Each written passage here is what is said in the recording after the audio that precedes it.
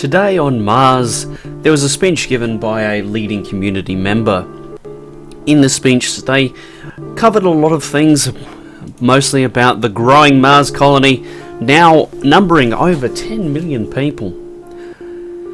One thing was mentioned, however, Mars is a long way from Earth when you don't have a spaceship, and whilst it's only a 7-day trip in a colonization vessel, Mars and Earth still were a long way apart.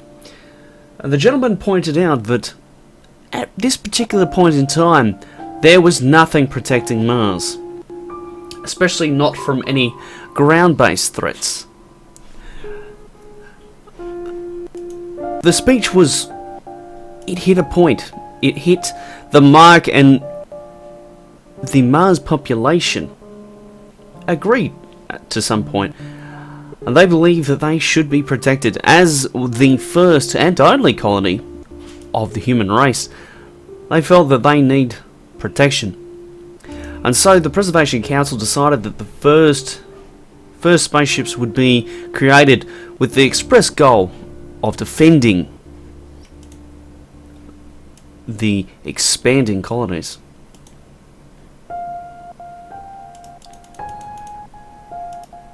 So to that end, the Design Council was then asked to create a series of technologies that would allow the discharge of weapons in space.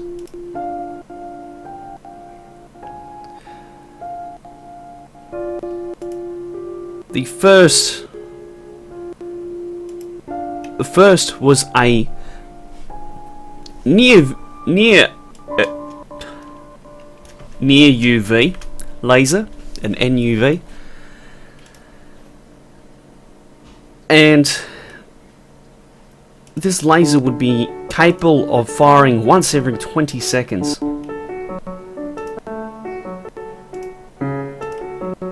The Hayward Limited Laser Company would be contracted to build the laser once it was researched. A power plant would also be required.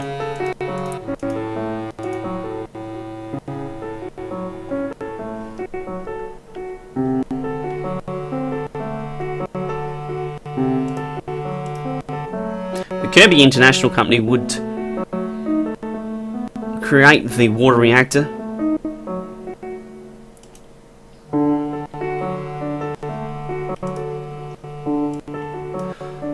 Some sensors would also be required.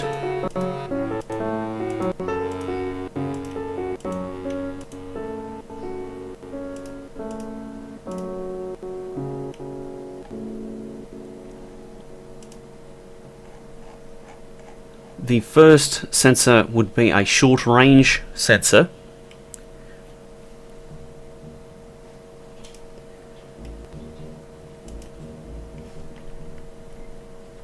And the goal would be to detect threats at a range of approximately 10 million kilometers.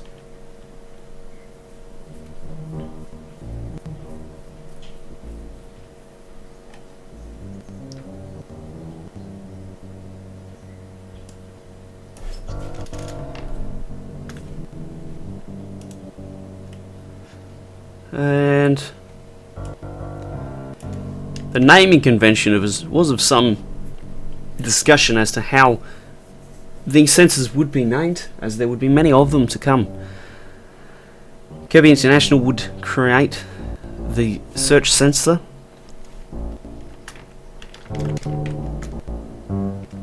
So this would be an active short-range sensor.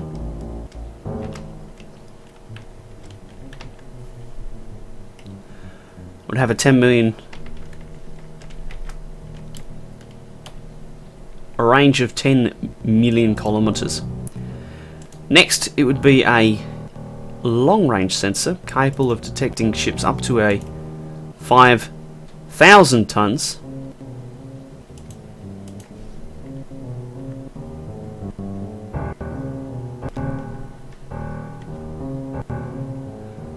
And this would work out to 115 million.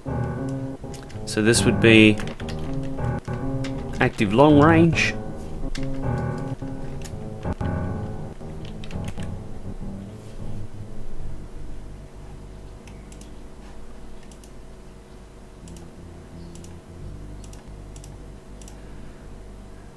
At the moment, a beam fire control will be required to aim the lasers. However, there was an upcoming update to the range, so 24,000 kilometers would be coming up shortly. So it was decided that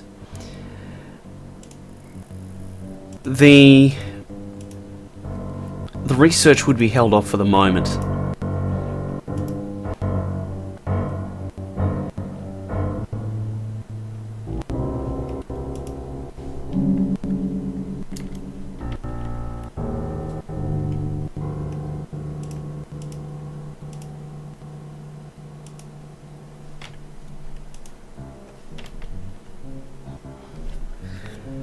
A nuclear thermal engine for military purposes would also be required.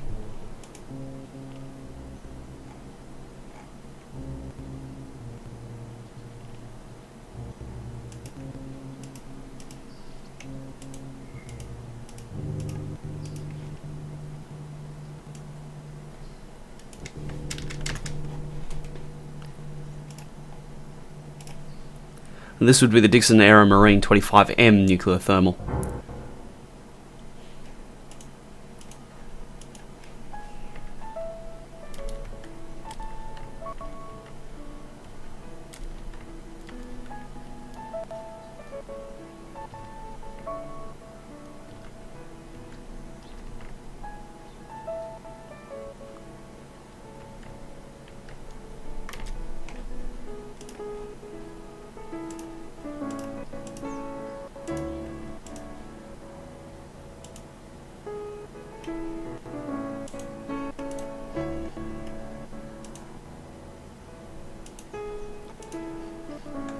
A thermal sensor would also be created, and this would allow the ship to detect thermal signatures. This would also be Kirby International.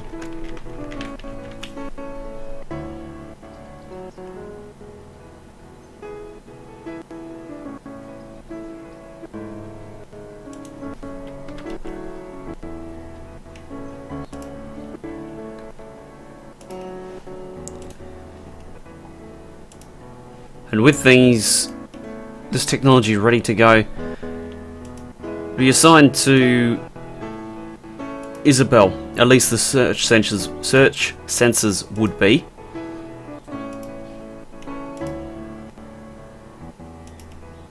With the energy weapon,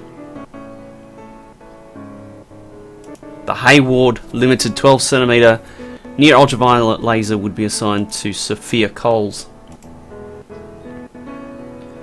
It wouldn't take too long at all.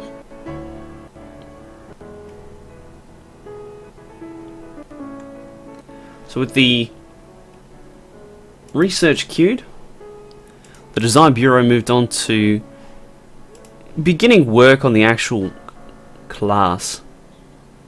It would be the Troubadour class destroyer.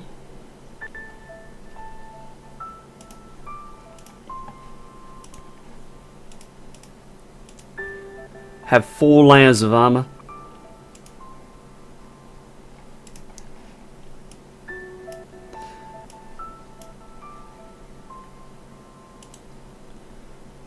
And that would get it started for the moment, as there was still a lot of research to come. Amber Metcalf, despite having no experience in power and propulsion, she was going to be assigned both the water reactor to drive the lasers and the new military thermal engine.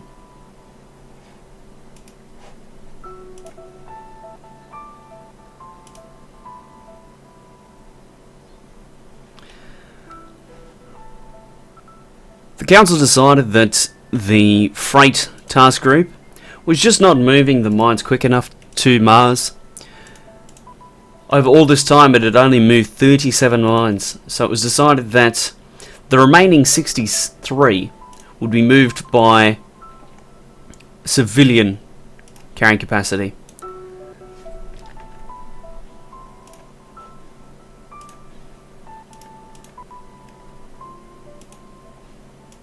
And thus the contract was created.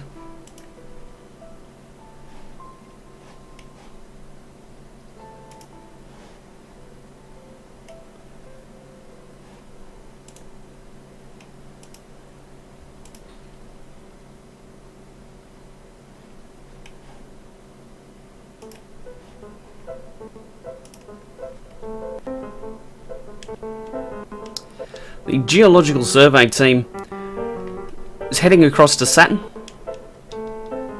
They would be surveying the gas giant. A new source of fuel was decided that it needed to be found.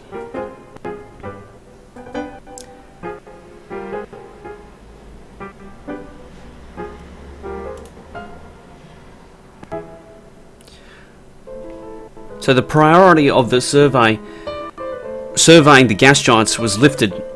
At this stage there was still quite a few that hadn't been surveyed. So Saturn was the first one. And I believe Jupiter would be the next one coming up.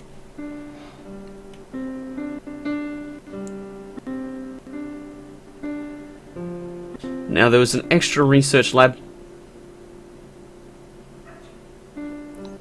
ready to be assigned.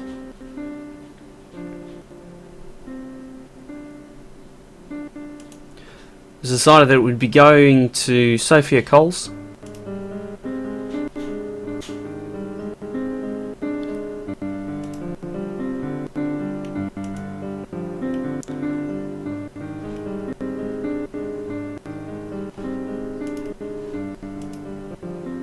The beam fire control range was successfully lifted to 24,000 kilometers. So that meant that the beam fire control would now be able to be designed.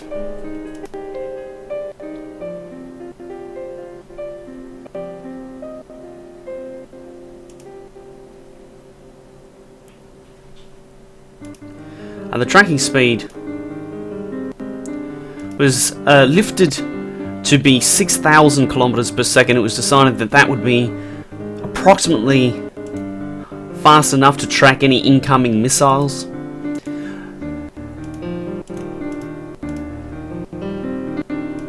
This would be the Kirby International Fire Control. International.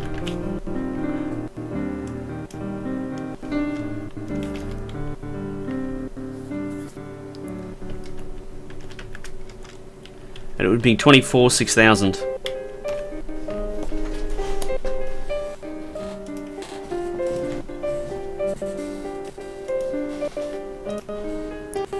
So with that technology created, it would be added to the list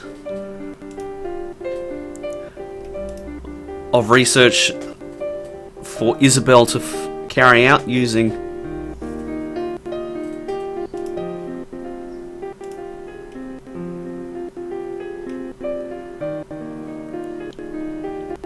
it was decided actually that the electronic countermeasures would be cancelled in order to speed up the research into the various search sensors and fire control.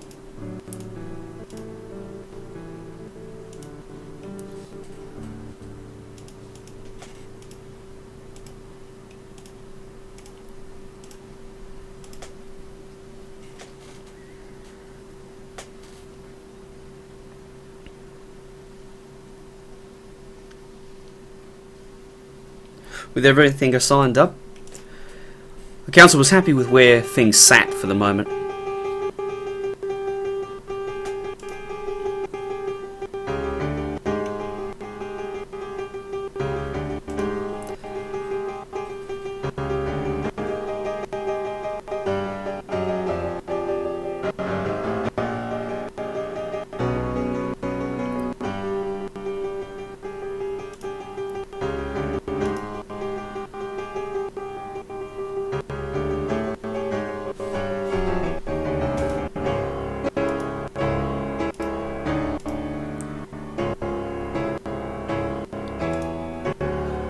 Madison Miles was asked to seek further improvements in the research rate. It was decided that there was efficiencies there to be gained.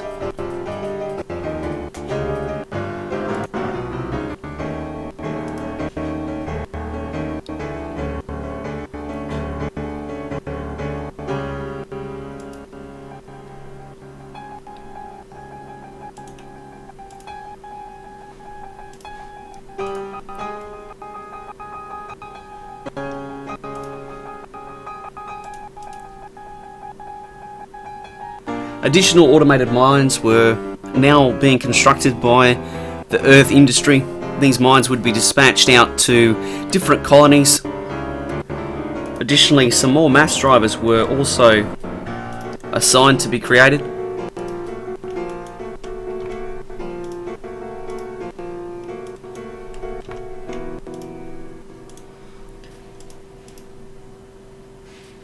Now, the Burke and Norton shipyard is going to be the shipyard that these new destroyers would be built at. The Troubadour would be built in the Burke and Norton shipyards.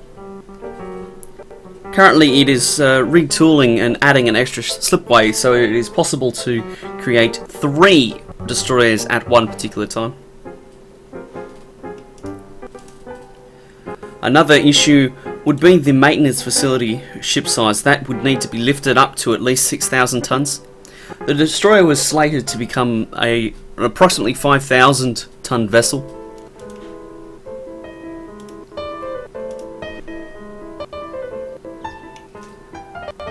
So with 5 maintenance facilities giving 1,000 tons, that is a ratio of 200 per. So if we need a capacity of that, we would need an additional 25 maintenance facilities. So they were queued up as well and assigned to the industry. The replication process was going along smoothly, with 66 additional construction factories coming online, boosting the construction rate to 18,000 build points.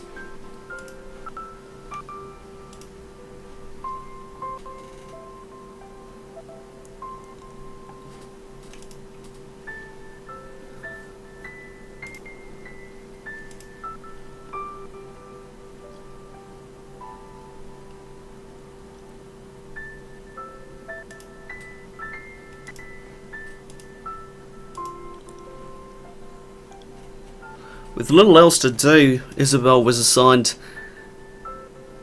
to investigate better planetary sensors. With the new automated mines being constructed, Council decided that it would assess different options for mining.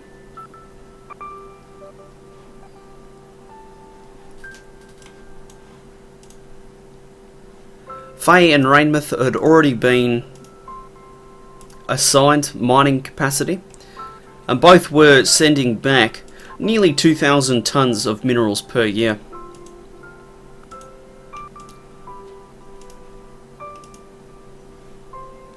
It was decided that perhaps expanding the mining capacity of both the Rainmouth and Faye colonies would be the best way of going, as their years to depletion were still quite high, so rounding them up to having 50 auto mines each, and obviously mass driver capacity to suit.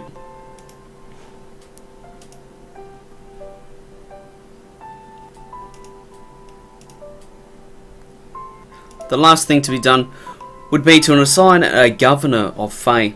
Again, a mining bonus would be ideal, with the civilian Alexandra Rogers showing the most aptitude when it came to getting the most out of the mining sector.